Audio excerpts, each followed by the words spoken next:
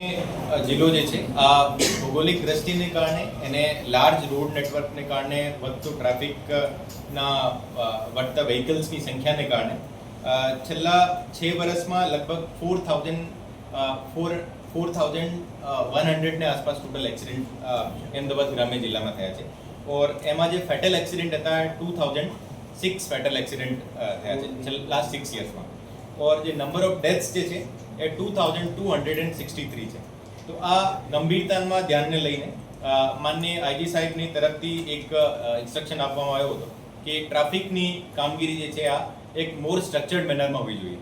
તો આ ટ્રાફિકની કામગીરી અને ટ્રાફિકના તમામ ઇનિશિયેટિવ જે છે જેમ કે ડેટાને આધારિત ટ્રાફિક એન્ફોર્સમેન્ટ સાથે સાથે જે હોટસ્પોટ એનાલિસિસ, જે બ્લેક સ્પોટ એનાલિસિસ, એ અવેરનેસ કેમ્પેન્સ, એને સાથે સાથે હેલ્મેટ ડિસ્ટ્રીબ્યુશન બધો એક સિંગલ અમ્બ્રેલા સ્કીમને અંડર અત્યારે મૂકવામાં આવ્યો છે.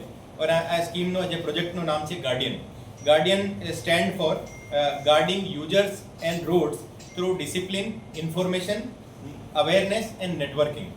એમાં discipline means enforcement, information means data analytics and research, awareness means targeted awareness programs અને નેટવર્કિંગ મીન્સ તમામ ઇન્ટર એજન્સી જે કોર્ડિનેશન અને સાથે સાથે એનજીઓઝ જે ઘણા બધા જે પ્રાઇવેટ સેક્ટરવાળા જે એમાં કંઈ કોન્ટ્રીબ્યુટ કરી શકાય, આ તમામની નેટવર્કિંગના આધારે કઈ રીતે ટ્રાફિક એક્સિડન્ટ્સ ઓછા કરી શકાય એને માટે આ પ્રોજેક્ટ ગાર્ડિયન લોન્ચ કરવામાં આવ્યો છે.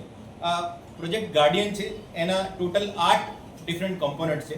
એમાં સૌથી પહેલો કોમ્પોનન્ટ છે જે આપણે 26 જાન્યુઆરીના માનનીય ડેપ્યુટી સીએમ સાહેબ તરફથી એક જિલ્લાનો traffic and road safety action plan launch કરવામાં આવ્યો હતો. આ ટ્રાફિક અને રોડ સેફ્ટી એક્શન પ્લાનનો વ્યવસ્થિત રીતે ઇમ્પ્લિમેન્ટેશન હોય ઓર એને કારણે ટ્રાફિક જામ્સ અને સિરિયસ એક્સિડન્ટના સ્પોટ જે છે એને ત્યાં શું ઇન્ટરવેન્શન કરવાનું છે એની મોનિટરિંગ માટે જે છે આ પ્રોજેક્ટ અંડરમાં લાવવામાં આવ્યો હતો. પછી બીજી જે મુખ્ય એનો કમ્પોનન્ટ છે ઇન્ટર એજન્સી કોર્ડિનેશન. જે જિલ્લામાં ડિસ્ટ્રિક્ટ રોડ સેફ્ટી કમિટી છે, આ રોડ સેફ્ટી કમિટીને અમારે તરફથી ટોટલ 43 એક્શન પોઈન્ટ સબમિટ કરવામાં આવે છે. એને તમામ agencies RNB, national highway authority, તમામ નગરપાલિકા, એએમસી, પોલીસ, એને ડિસ્ટ્રિક્ટ એડમિનિસ્ટ્રેશન, ગ્રામ પંચાયત બધાને શું કરવાનું છે એને બારેમાં ડિટેલ્ડ એક સબમિશન કરવામાં આવ્યો હતો.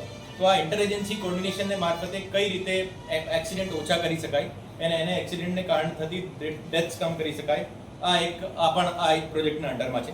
પછી જે અત્યાર સુધી અમારા જે અવેરનેસ કેમ્પેન્સ હતા એ તમામ સ્કૂલ્સ અને કોલેજીસમાં હતા.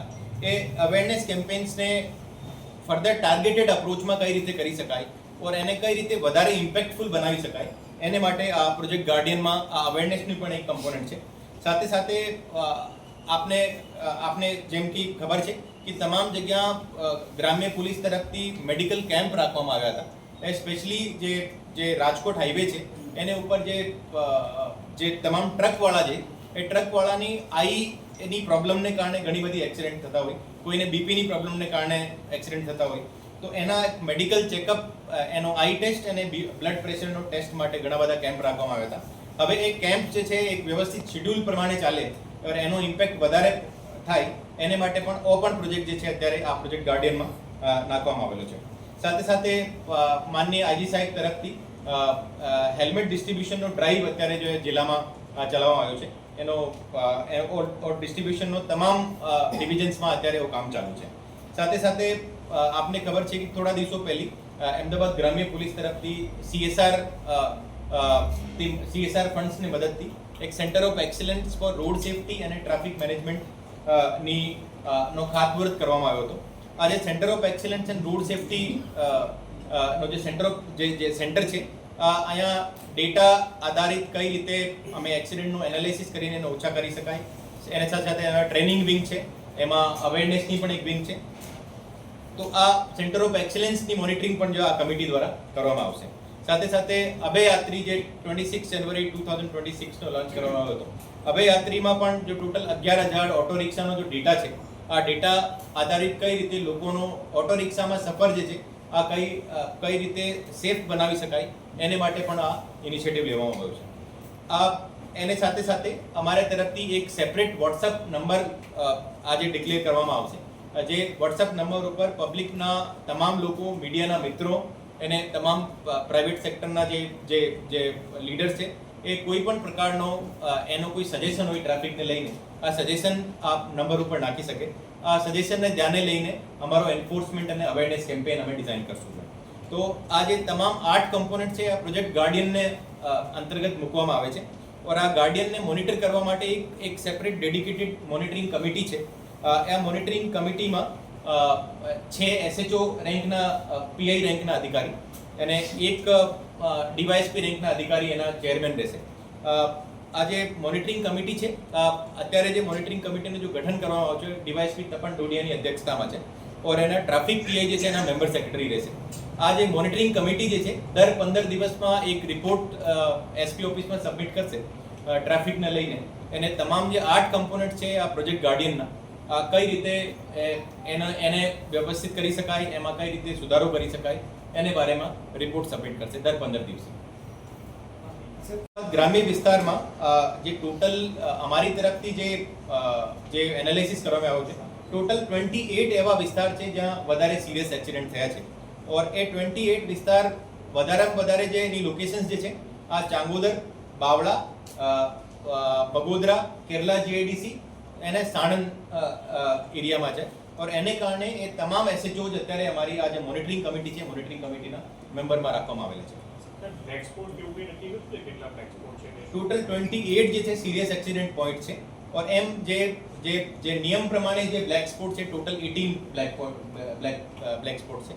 પણ અમે એને ડેફિનેશનને થોડી લિબરલ કરીને એ પોઈન્ટ અમે વધાર્યા છે તાકી એને કારણે કોઈ પણ એટલી જો એક્સિડન્ટ ઓછા થઈ શકાય તો આ એરિયો મારે વધારીને આવ્યો છે. ત્યાં શું ફેરફાર કરવાની જરૂરિયાત લાગે અથવા શું ફેરફાર કરાયા? અકસ્માતના કારણ શું સામે આવે? કારણ કે સાહેબ સીધા હાઈવે પર અકસ્માતનો જે મુખ્ય જે કારણ છે આ હેલ્મેટ નહીં પહેરવાને કારણે.